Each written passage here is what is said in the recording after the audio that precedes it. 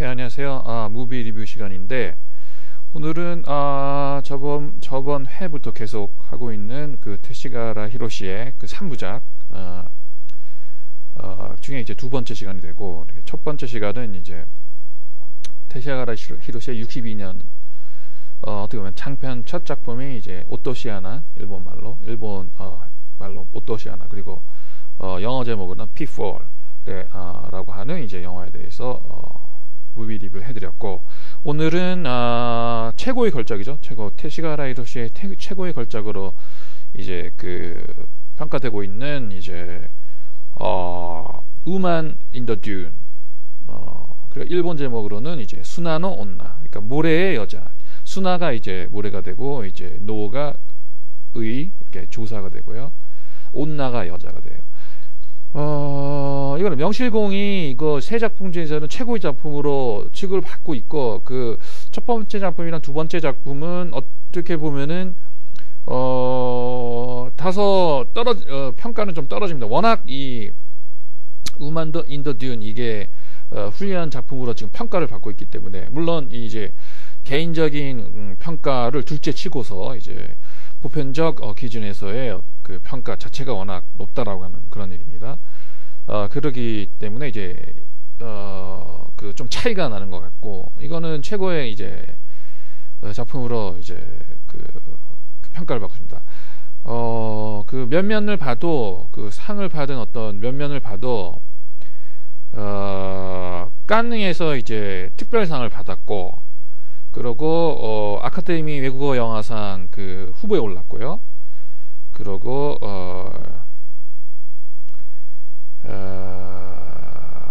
좀 봅시다. 지금 다소 위키피디아를 보면서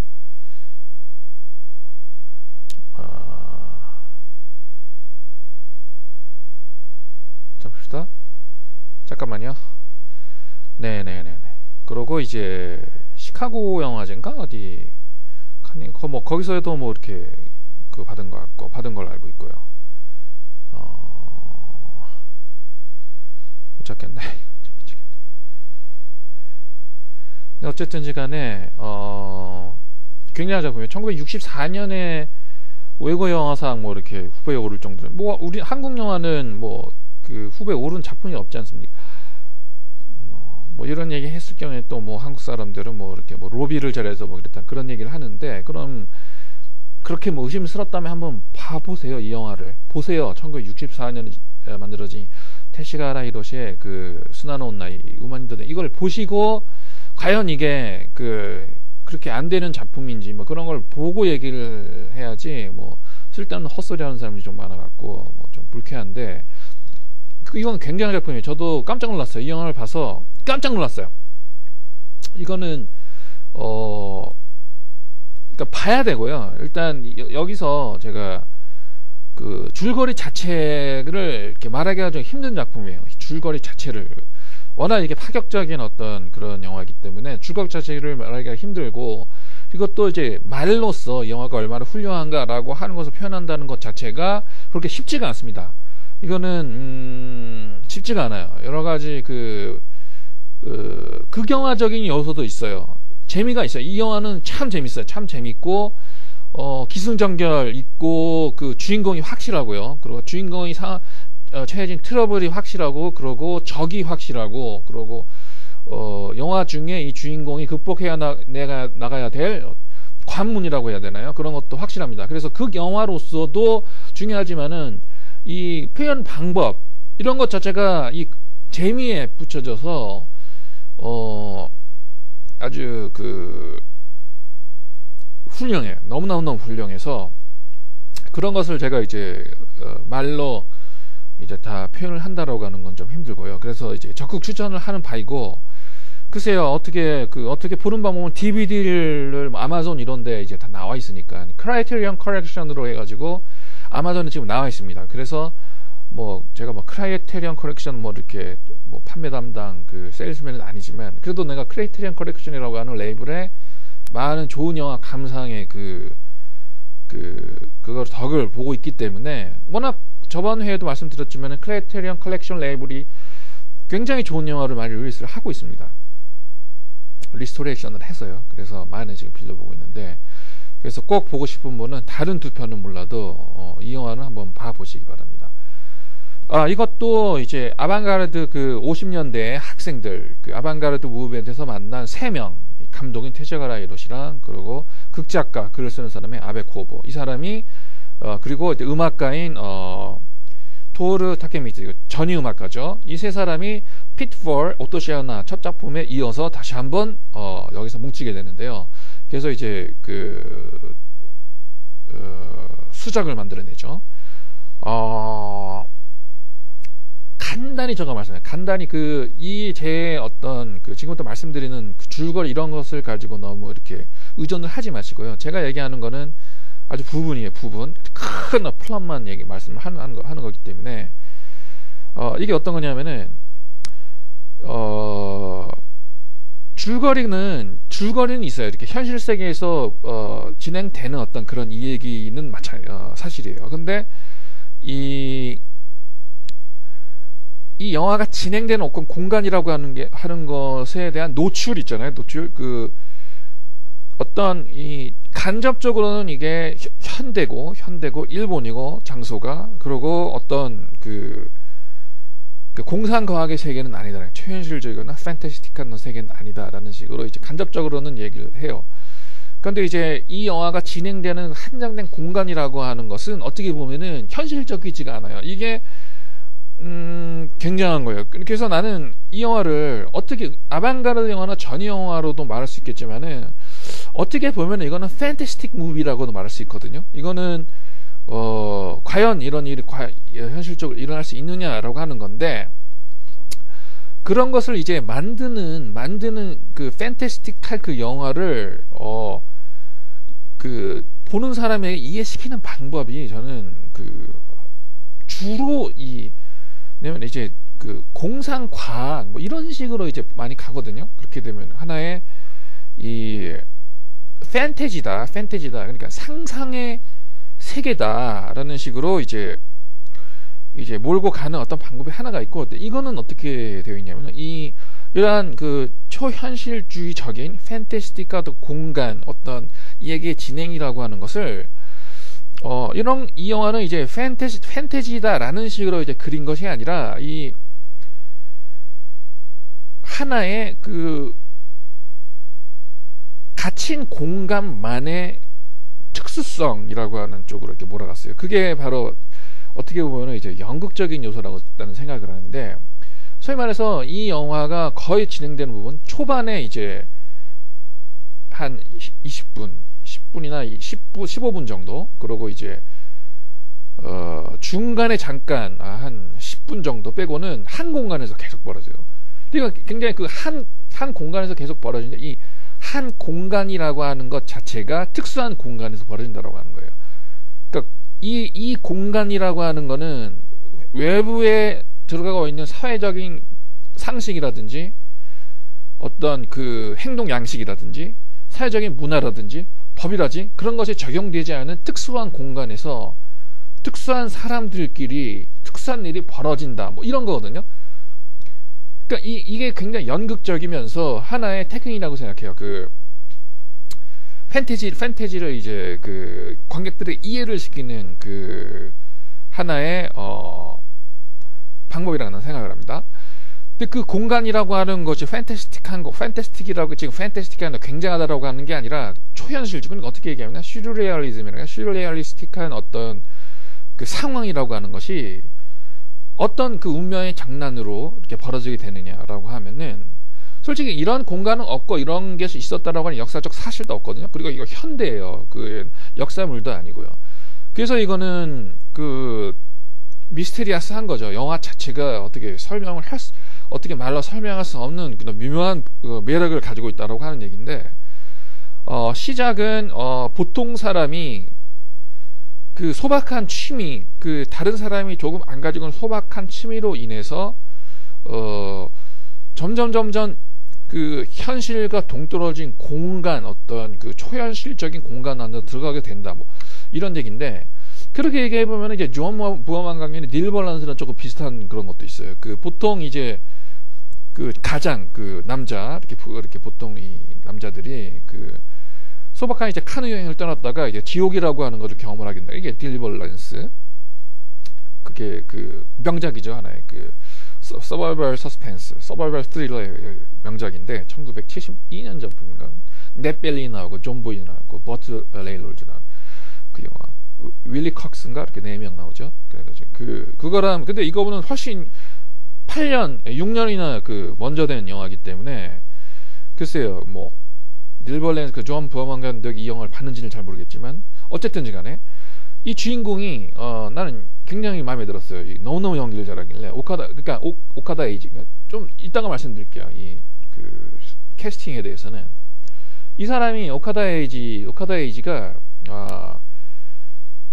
그 한 40대 초반 한 그러니까 조금 중년 딱 좀 들어서는 거죠. 그러니까 청년은 아니고요. 그 사회적인 지위도 있고 교사예요, 교사. 여기서는 사회적 지위도 있고 사회적 양식도 있고 그리고 지적이고 뭐가 그런지 뭐가 옳은지도 알고 있고 사회가 어떤 식으로 통용이 되고 그런 현재적인 남자예요. 현대적인 남자. 그래서 이제 평범한 남자인데 이 남자가 그 하나의 그 평범한 남자가 다소 아닐 수 있는 취미라고 하는 게 뭐냐면은 그 선생님이면서 이렇게 곤충학의 취미가 있어요. 굉장히 전문적인, 그러니까 취미지만은 이게 전문적으로 들어가는 사람들 있지 않습니까? 뭐 그런 식으로 곤충학에 굉장히 취미가 있어서, 그 휴가 이런 거를 나오면 이제 곤충 수집을 하러 가는데 이 사람이 특히나 좋아하는 이제 곤충 수집이 뭐냐면은 이제 그 사막이라고 하는 것이 그 생명이 못 사는, 왜냐면 사막이 되는 이유가 뭐냐면 이렇게 강수량이 떨어지면 사막화되는 거거든요. 많은 사람들이 사막이라고 하는 게 이제 땅에서 솟아나는 거로 생각하고 있는데 사막이라는 게 하늘에서부터 만들어진 게 사막이라고 생각하면 돼요. 비가 안 오면은 다 이렇게 식물들 죽게 되는 거고 땅이 마르면 이제 흙들이 모래가 되면서 이렇게 되는데 그래서 이제 물이 없으면 생명이 못 자라는 거 아니겠습니까? 그래서 이제 그 많은 사막이라고 하는 것이 우리에게 그 주는 어떤 그 경이라고 하는 게 뭐냐면 이제 사막이라고 하는 게 전혀 이렇게 생명체가 이렇게 못 사는 것 같지만 사막이라고 하는 것에 또한 그 적응을 해서 사는 파충류라든지 공중들이 많다라고 하는 얘기가 그런 것에 이제 오카다 에이지 이 사람이 이제 관심을 가져서 이제 전문 장비를 갖추고 배낭을 갖추고 이제 가는 거예요. 그런 어떤 사람은 이게 무슨 일본이 사막이라고 하는 것이다라고 하고 있는데 이제 일본이라고 하는 게 의외로 그 땅덩이가 큰 나라입니다. 그 조금 난 일본 사람들한테 불만이 뭐냐면은 자꾸 일본 사람들이 자기 나라를 비하를 해서 이게 작다 얘기하거든요. 일본 나라 크기가. 근데 그 정말로 이렇게 세계적인 관점에 보면은 일본 정도의 나라 크기면은 작은 나라가 아니라 어떻게 보면은 보통 정도 나라 크기가 되고 어떻게 큰 나라에 또 들 수도 있어요. 유럽에서 일본보다 땅덩이가 큰 나라는 별로 없어요. 유럽 나라 중에 내가 알기로는. 영국도 작아요. 아일랜드가 우리나라 정도 되고요. 프랑스는 좀 큰데 일본보다 조금 큰 걸로 알고 있고 이태리도 크지 않는 걸로 알고 있고 대부분의 나라들이 일본보다 작아요. 그리고 일본이 이제 열도 이래가지고 위에서부터 쭉 아래 내려가 있기 때문에 이제 홋카이도 쭉 내려가면 이제 냉대림 이런 쪽으로 있고 쭉 오키나와까지 내려가면 이제 거의 아열대 그렇게까지 있고 그 식생이라든지 여러 가지 그 다양합니다. 원숭이도 있고요. 거기 곰도 있고 이렇게 반달곰뿐만 아니라 큰 곰도 살고 광대한 잼 북알프스라고 해가지고 일본은 굉장히 큰 그 마운틴 렌지도 있어서 그 어떻게 보면은 자연적으로 어마어마한 나라일 수도 있어요. 그 한국이랑은 비교가 안 돼요. 한국의 4배 정도 됩니다. 남한에 그 남북과 합치면 한 2.5배 이 정도가 되고요. 일본에 사막이 있어요. 사막이 그 사구라고 하나? 그래서 큰 사막은 아닌데 그 바다 가까운 곳에 있다라고 들었어요. 그 시즈오카 쪽에 있고요. 큰 사구가. 그래서 여기서 일본의 사막을 찾았어요. 이 곤충학자가. 근데 이제 사막에서 이렇게 헤매다 보니까 그 사막에서 계속 이렇게 이 사람이 곤충 채집하는 그 장면이 계속 나오는데 곤충 채집하는 어떤 현대적이고 그 상식이고 그 도시에서 온 이 남자가 이제 계속 점점 사막이라고 하는 특수한 환경 속에 작아지는 거죠. 사막에 이제 사막이 주가 되는 거예요. 제일 처음에 이 남자가 이제 그 주가 되지만은 이 자연이라고 하는 거, 사막에 주는 그 특수성이라고 하는 것에 이제 서서히 함몰이 돼갑니다. 이 남자가. 그래서 이제 이 남자가 이제 잠깐 눈을 붙이는 사이에 어떤 그 거기 사막 근처에 사는 사람 같아요. 근데 이것도 확실하지가 않아요. 여기서부터 이제 초현실적이 되는데 사람이 와요. 어디에 사는 어딘지도 몰라요. 뭐 불악에서 산다라는 식으로 했는데 옷 입은 거 이렇게 해보니까 정말로 불악에서 사는 사람들인지 어디 나온 요괴인지 정말 이렇게 기상만측한 뭐 이런 사람들인데 그런 사람이 한 명 오더니 묵을 곳이 없으면 뭐 이렇게 어디서 묵는 거 어떻겠느냐 뭐 이렇게 해서 좀 네고시에이션을 벌이다가 이 남자가 뭐 오늘은 뭐 차가 끊겼으니까 내일이라도 가라 뭐 이런 식으로 이렇게 하다가 뭐 하루 정도는 여기서 묵어도 되겠지라는 식으로 해가지고 동의를 해요. 그래서 그 사람을 따라 나가는 거죠. 이제 거기서부터 이제 점점 들어가는 거예요. 그 초현실주의적인 공간으로. 이렇게 또 이렇게 초현실주의적인 공간으로 이제 들어간다. 이렇게 얘기하다 보면 또 뭐 탈코프스키의 스토커 뭐 그런 쪽으로도 가는데 그거보다 더 옛날 영화입니다. 스토커는 1976년 정도 작품이에요. 이건 1964년 정도 작품이기 때문에. 그래서 쭉 가다가 보니까 이상한 쪽으로 가서 오늘 묵게 될 어떤 그 연수이라고 하는 것은 저 밑에. 그러다 보니까 모래를 궁덩이를 푹 파서 집이 하나가 있는 거예요. 집이 그쪽으로 내려가면은 이제 그 주모가 있고 이렇게 뭐 묵을 수 있으면 내려가라 해가지고 이제 내려갔어요. 내려간 것도 이제 걸어서 못 내려가니까 어떻게 그 인력으로 한 기중기 비슷한 걸로 해가지고 쭉 해가지고 안에 들어갔습니다. 그 이제 모래 구덩이 안에 있는 집에 들어가게 되니까 아리따운 젊은 여인이 한 명 있는 거예요. 그래서 그 남자는 참 묘한 경험도 하는 거다. 살다 보면은 이런 데 집이 있어? 이런 것이 뭐 이렇게 사람이 묵을 곳이야? 그래도 한번 들어가 보자. 재밌겠네? 이런 식으로 이제 점점 이제 아주 그 악몽 속으로 들어가게 되는 거예요. 그래서 이제 딱 들어가니까 이제 워낙 사막이고 사막 구덩이 안에 있는 집이기 때문에 거의 그 모래가 하나의 큰 하나의 서브스탄스가 되는 거예요. 이 집을 구성하는 하나의 모래가 그 하나 요소가 되는 거죠. 그래서 이제 테시가라 하이로시가 거기서 모래라고 하는 것을 땅에 있는 것이 아니라 휘날리기도 하고 위에서 떨어지기도 하고 사람을 뒤엎기도 하고 비와 같이 뿌려지기도 하고 하늘에서 이런 거를 하나의 모래라고 하는 것을 어떤 식으로 그 연출을 하느냐 그 시각적으로 이제 거기에서 먼저 이렇게 그 구덩이 안에 집이라고 하는 걸 생각을 했는지 구덩이라는 거 하는 것에 집이라고 하는 그 특수한 상황을 만들어 놓고 어떤 영화적 재미를 살리는 것을 먼저 생각을 한 다음에 그 다음에 이 모래 속의 구덩이고 모래라고 하는 것이 있기 때문에 그것을 한번 상영해보자. 그러니까 모래라고 하는 게 첫 번째 나오는지 모르고 두 번째로 나온 아이디어인지 그건 모르겠어요. 첫 번째 아이디어인지 두 번째 아이디어인지 모르겠지만은 어쨌든지 간에 이게 시각적인 그리고 극적인 어떤 그 메타포로서 작용을 하게 되는 거예요.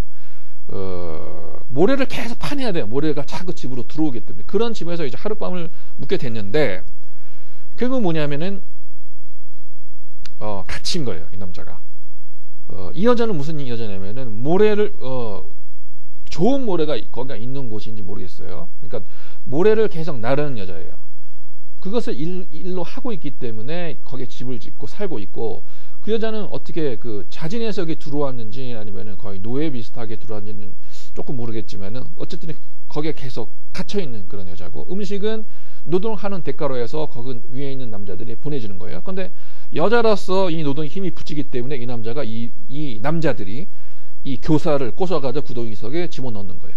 이때부터 이 남자는 구덩이에 갇힌 신세가 되는 거죠. 그러면 이 남자가 싸워야 되는 건 뭐냐면은 사회적으로 격리됐다라고 하는 걸 싸워야 되고 아름다운 여자가 옆에 있어요. 그리고 아름다운 여자가 남자 없이 계속 살았기 때문에 남자를 갈구를 한단 말이에요. 그래서 그러한 유혹에 어떻게 대처를 해야 하느냐라고 하는 것도 하나의 그 놀람으로서 다가왔고요.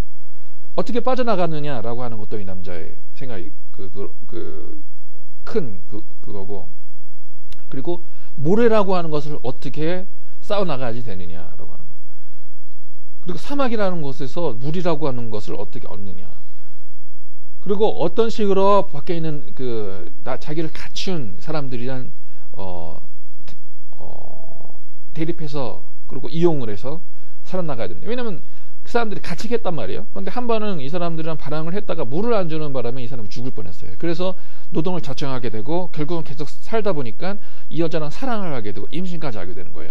그런 얘기예요. 그러니까 굉장히 어떻게 보면은 컬렉터라든지 박싱 헬레나 이런 식으로 해가지고 남자가 여자를 갖춰서 꼼짝 못하게 한다라고 하는 것이 이제 그 후의 영화들에게 나왔는데 1964년 이 영화는 남자가 하나의 여자의 품 안에 갇히게 된다 뭐 이런 거거든요.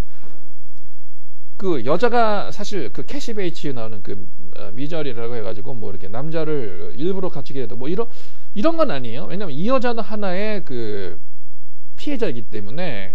그렇지만은 어떻게 보면은 이 여자가 없었으면은 이 남자는 어떻게 됐을지 모르겠어요. 근데 이 여자 때문에 이 남자가 순응하게 되는 쪽으로 제 마음이 좀 바뀌는 그런 장면이 있고요.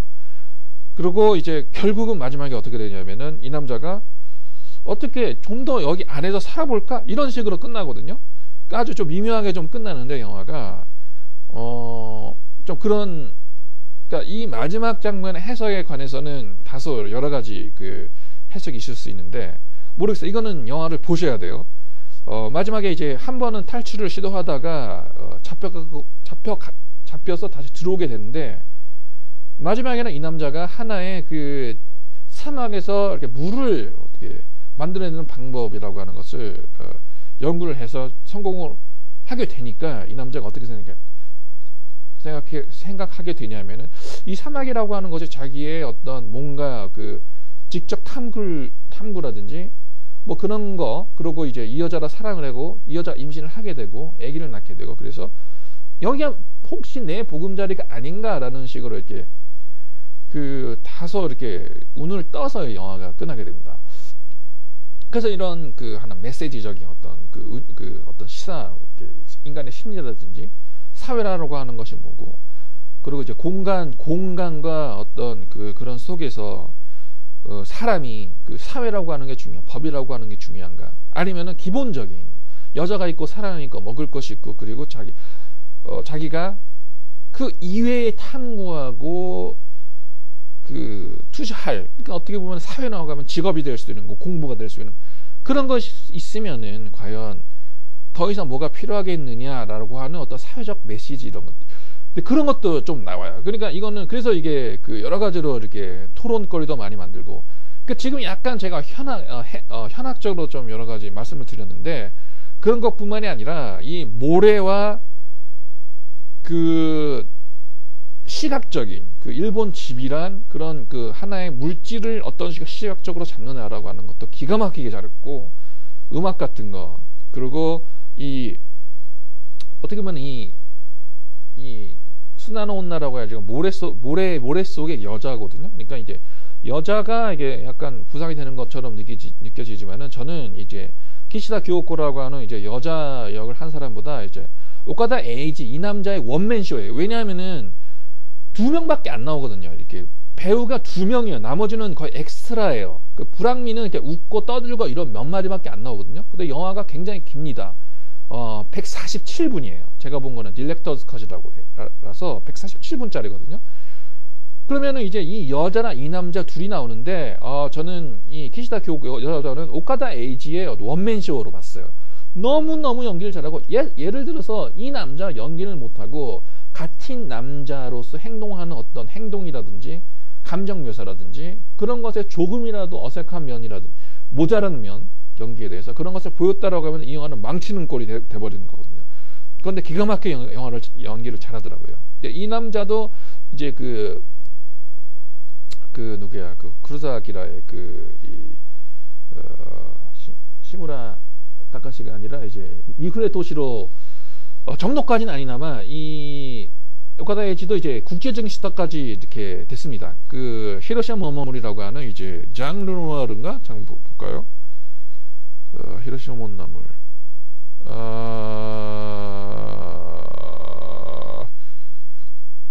장 르누아르.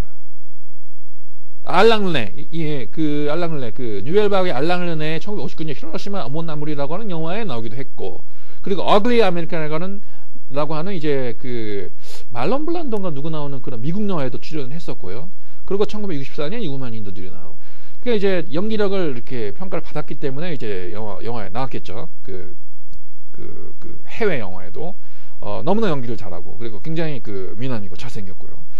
좀 더, 근데 의외로 그 후에 이 사람의 행보로 봐서는 이 사람의 연기력이라든지 실력에 비해서 그렇게 그 대스타가 되지 못했다라고 하는 것 자체는 조금 제가 아쉽다고 나는 생각을 합니다. 연기도 좋고요. 음악도 이제, 굉장합니다. 그리고 이 하나하나 이제 그 전위적인 하나의 이 갇힌 공간에서 뭐가 일어나는가라고 하는 이런 거를 이제 하나의 그러니까 하나 연극 비슷하게, 그러니까 갇힌 공간에서 둘이 남녀가 모르는 남녀가 있다. 그리고 남자는 여자에게 끌리고 여자는 남자를 어떻게 사로잡으려고 하고, 남자는 끌리지만은 계속 밖에 이렇게 탈출하려고 하고, 그 시츄에이션 자체가 제 객관적인 사람 눈에서 봐서도 흥미로운 것이거든요. 예를 들어서 남녀를 한번 구덩이속에 놔보자. 뭐가 일어나나 한번 봐볼까? 이렇게까지도 되거든요. 좀 세디스틱한 어떤 상상이기도 하지만, 이제 그런 연극적인 요소, 그리고 하나의 두 남녀를 갇힌 공간에 집어넣었을 때 실험, 하나의 그러니까 그런 실험이라고 하는 것이 보는 사람들의 상상뿐만이 아니라 이 불황민들의 이 남자를 집어넣은 하나의 이유이기도 해요. 근데 그런 장면이 나와요. 그 남자랑 여자의 어떤 섹스라든지 그런 것이 어떤 식으로 이제 발전이 되는가라고 하는 것도 이제 불황민들의 즐거움이라고 해야 되나? 그러니까 세디스틱한 거죠. 어떻게 과학적인 어떤 즐거움인데, 이 불황민들의 그런 거라든지 이제 이 얘기할 거리, 토론할 거리는 한도 끝도 없습니다. 굉장히 수작이고요. 굉장히 추천하는 바고요. 예.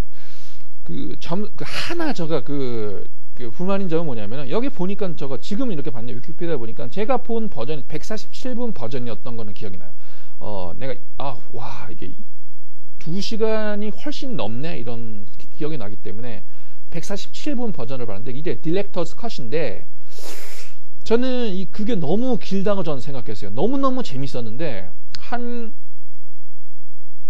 중후반, 4분의 3 정도 봤을 때 좀 힘들더라고요. 그러니까 그 힘든 그 부분이 이게 한 10분 정도를 더, 14분 정도를 더 붙인 바로 이거였구나라는 지금 생각이 들더라고요.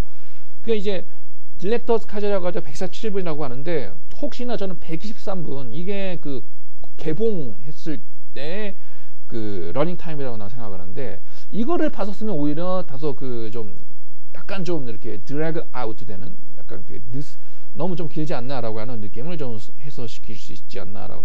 그러니까 좀 이렇게 딜렉터스 컷이라고 하는 것을 우리는 봐야 된다. 그래야지 이제 감독이 이제 의미하는 바를 우리가 이해할 수 있다라고 해서 딜렉터스 컷이라고 하는 거를 너무 이렇게 높게 평가하는 그런 것이 있는데, 어떻게 보면은 좀 욕심일 수도 있거든요. 표현하고 싶은 사람들은 자기가 찍은, 자기가 노력을 한 거, 뭔가를 전달하고 싶은 거, 이런 걸 다 보여주고 싶거든요. 근데 이제 조금 잘려서, 물론 프로덕션이라든지 회사 측에서는 뭐 이렇게